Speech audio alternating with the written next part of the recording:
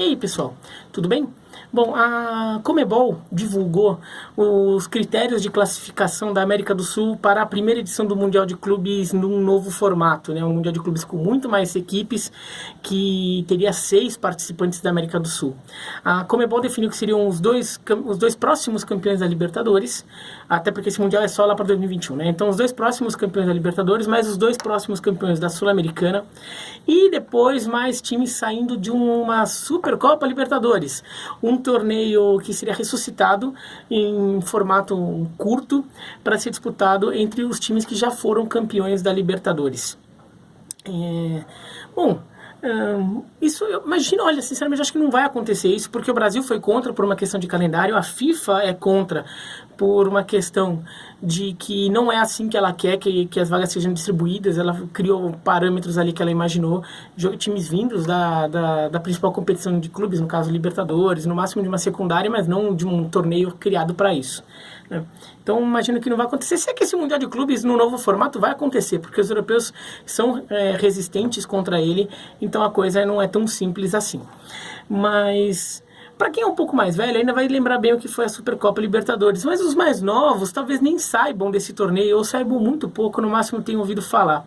Então, vou contar um pouquinho a história aqui da Supercopa Libertadores.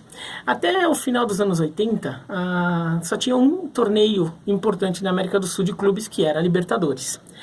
E na Europa já havia consolidado o formato de 3 torneios: a Copa dos Campeões, a Recopa, que hoje não existe mais, mas era um torneio com uma versão Copa dos Campeões, mas com os campeões das Copas nacionais, e tinha a Copa da UEFA, que juntava todo mundo ali, segundos, terceiros, quartos colocados das ligas nacionais, né? A Copa dos Campeões era só para campeão nacional, era um time por país, no máximo 2 para o time que tinha o atual campeão da Copa dos Campeões. A América do Sul quis seguir esse modelo, e foi criado. Como na América do Sul não tem essa coisa da Copa Nacional, né, só alguns países têm uma Copa Nacional, o Brasil na época não tinha, então criou a Supercopa Libertadores, que era um torneio mata-mata disputado pelos times que já haviam conquistado a Libertadores. Puramente isso, é direito histórico adquirido, não tinha nível, critério técnico do momento, é só um critério histórico, né? Esse torneio teve sua primeira edição em 88, com uma final em que o Racing vence o Cruzeiro e fica com o título. Esse torneio, ele tem um número fixo de participantes, mas ele vai recebendo adições à medida que a Libertadores vai desenrolando e novos campeões vão surgindo. Por exemplo, o Vélez Sarsfield foi campeão da Libertadores em 94 e ele passa a disputar a Supercopa. Em determinado momento, o Vasco entra na Supercopa porque ele convence a Conmebol a incluí-lo por ter sido campeão do torneio dos campeões sul-americanos em 48. Um torneio precursor da Libertadores, que não é oficialmente uma edição da Libertadores, mas o Vasco ganhou com o Expresso da Vitória, e a Conmebol deu essa vaga ao Vasco, até porque substituindo o Argentino Júnior, que tinha sido rebaixado e estava na 2ª divisão da Argentina. E esse era um dos problemas da Supercopa, né? Um torneio com direito histórico adquirido não está pensando em nível técnico. E com isso, muitos times ruins acabavam entrando na Supercopa, sobretudo nas fases iniciais. Ou times ruins, ou times que viviam um momento muito ruim, né? Então o Estudiantes joga a Supercopa numa determinada temporada em que ele era um time da 2ª divisão argentina. Ele chega a ser rebaixado na Argentina e ele, jogando na 2ª divisão, disputa a Supercopa. O Argentinos Júnior teve esse momento e acabou substituído pelo Vasco. Mas não é só isso, né? O Nacional e o Peñarol, por exemplo, o futebol uruguaio teve momentos horríveis no meio dos anos 90, um futebol uruguaio de clubes e de seleção também, e eles permanecem na Supercopa. O Atlético Nacional da Colômbia continua jogando a Supercopa mesmo em anos ruins, e então era um torneio que nem sempre encantava, sobretudo nas primeiras fases, né? E ainda assim, ele permitia alguns superclássicos entre grandes equipes sul-americanas, né? Então, aconteciam grandes confrontos como Boca Juniors e Cruzeiro, River Plate e Grêmio, Independiente e Flamengo, né? Jogos como esses. E isso, nas primeiras fases da Supercopa não chamava tanta atenção, mas à medida que o campeonato se desenrolava, era uma coisa atraente, né? Que talvez chama mais atenção, por exemplo, do que hoje as fases finais da na Copa Sul-Americana quando é formada por times de menor expressão histórica, né? Uma Copa Sul-Americana nas fases finais, quando está com o Independiente, ou com Peñarol, alguma coisa, é uma coisa. Quando está com o Independiente Del Valle, né, ou com o Colón, é outra. Independentemente dos méritos que esses clubes tenham, chama menos atenção, né? Outro problema da Supercopa é que ela vai ficando difícil de organizar, porque no começo eram 13 times que tinham título da Libertadores, mas vem entrando times novos, vai começando a ficar difícil montar a chave, eles começam a criar fase preliminar e até para encaixar no calendário, eles até criam uma espécie de rebaixamento de times que foram muito mal num ano, não jogam no ano seguinte. Então esse foi um problema da Supercopa e também começam a sentir falta de alguns clubes que eles que não, como não roda, alguns clubes começam a entrar num certo marasmo ali de estar jogando todo ano e eles começam a ter uma ideia de começar a rodar um pouco mais, para explorar um pouco mais clubes que de repente vivem um bom momento, só não têm esse direito adquirido.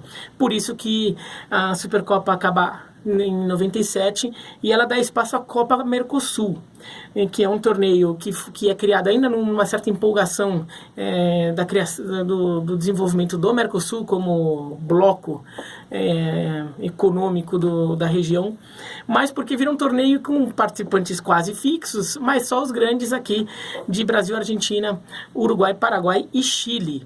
E depois criou a Merconorte, que nem existia o Merconorte, mas a Mercosul criou a Merconorte, que é um equivalente à Copa Mercosul dos países da Bolívia para cima do mapa. Então, essa foi a Supercopa, que teve alguns jogos épicos, acho que muito torcedor mais antigo vai lembrar. Por exemplo, a final de 93 entre Flamengo e São Paulo foi um jogo que realmente movimentou muito o Brasil. Primeiro porque juntar a maior torcida do Brasil contra a terceira maior torcida do Brasil. E o São Paulo era o atual campeão do mundo e semanas depois daquela final ele iria disputar o bicampeonato contra o Milan, um campeonato que ele ganhou. Ele era o bicampeão da Libertadores e campeão mundial e viria a ser bicampeão mundial dali um tempo. E o Flamengo vinha com aquela geração do Marcelinho Carioca, do Marquinhos, e tinha veteranos ainda como o Renato Gaúcho e o Casagrande no time. Então era um time muito forte do Flamengo. Foram 2 jogos espetaculares, 2-2 no Maracanã, 2-2 no Morumbi. A disputa vai para pênaltis e o São Paulo é campeão, né? O grande clube brasileiro da Supercopa foi o Cruzeiro, né? O Cruzeiro, ele conquistou 2 títulos, ele fica ao lado do Independiente como os 2 maiores campeões da Supercopa, e um dos títulos em 92, que é esse da foto aqui, final contra o River Plate, que acho que é particularmente bem lembrado pelos cruzeirenses. O Renato Gaúcho estava no Cruzeiro, ele tinha brigado no Botafogo, ele se transferiu para o Cruzeiro, jogou demais no Cruzeiro, jogou muito no Cruzeiro, e o Cruzeiro conquista o título em cima do River Plate, sendo que o Cruzeiro ainda naquela campanha chegou a meter 8-0 no Atlético Nacional da Colômbia. Era um Atlético Nacional em reformulação, que não veio com um time tão forte assim, mas o Cruzeiro meteu 8-0 no Atlético Nacional. Isso é um resultado histórico que acho que nunca será apagado da história cruzeirense. Então o Cruzeiro no histórico da Supercopa foi o time que teve melhor aproveitamento de pontos, né, contando todos os participantes, e fica junto com o Independiente como o maior campeão com 2 títulos. O Independiente ganha um dos títulos, foi em cima do Flamengo, que era o time dos sonhos do Flamengo, com o Sávio, Romário e Edmundo no ataque. O Flamengo do Centenário, que montou um time muito forte e que acabou não virando, né? Acabou até virando piada, porque perdeu do Fluminense na final do Carioca com gol de barriga do Renato. O Flamengo que no Brasileiro chegou até a lutar para não ser rebaixado em determinado momento, estava lá embaixo na tabela, mas foi bem na Supercopa. Ele, na semifinal, eliminou o Vélez, que tinha sido campeão da Libertadores no ano anterior, e que foi um jogo que também é muito lembrado, porque o jogo foi em Uberlândia, inclusive, que no final do jogo, já com o Flamengo classificado, o Edmundo dá um tapinha assim no rosto do Zandoná, um zagueiro do Vélez, vira de costas, o Zandoná vai e dá um soco bem forte na cabeça do Edmundo, que despenca, né? E depois inicia uma briga, o Romário vem para a briga e dá uma briga generalizada ali entre Flamengo e Vélez. Esse foi na semifinal, daí na final o Flamengo perde no Independiente.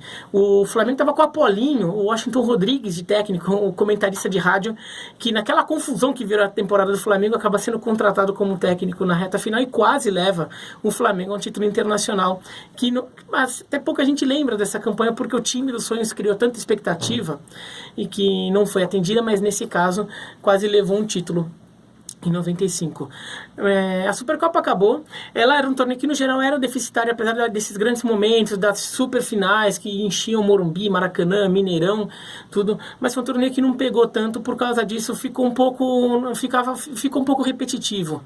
E fora que politicamente para a Conmebol também não devia ser tão interessante, porque são sempre os mesmos times, né? Então ela talvez quisesse algum torneio que ela pudesse dar um pouquinho de espaço para países que não tinham conquistado o título, né? Então na época, por exemplo, o Equador não tinha, né? A LDU não tinha conquistado título nenhum, então a LDU estava fora, né? Então isso não contava. Na Argentina, por exemplo, o São Lourenço não contava. No Brasil, o Palmeiras, o Corinthians e o Inter e o Atlético Mineiro eram times que não contavam, né? O Vasco acaba contando e logo depois o Vasco foi campeão da Libertadores, né?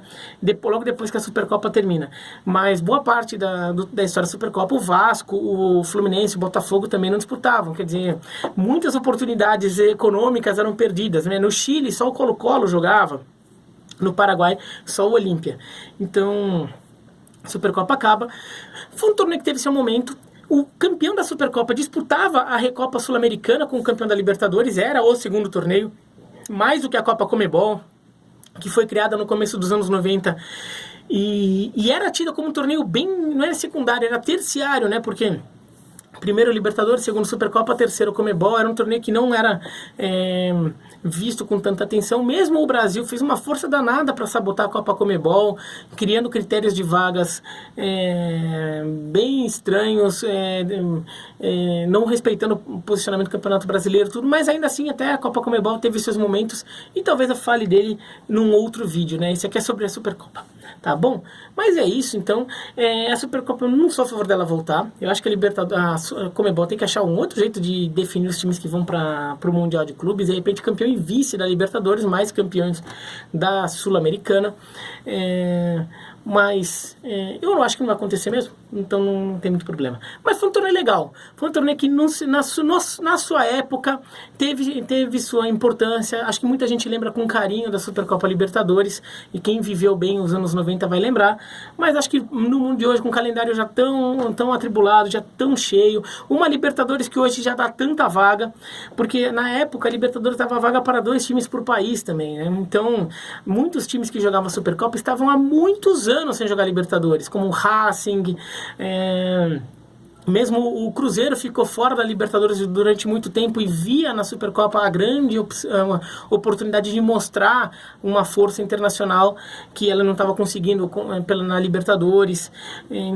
Então, isso também é um fator que deu muito espaço para a Supercopa e que hoje não faz sentido, porque hoje quase todo time grande disputa a Libertadores com alguma frequência. Não vai disputar todo ano, porque não tem vaga, mas com alguma frequência todo time acaba conseguindo uma vaga. Tá bom? Então é isso. Então, se vocês gostaram do vídeo, dá um joinha. Se não gostaram, dá um... Se inscreva no canal, clica no sininho.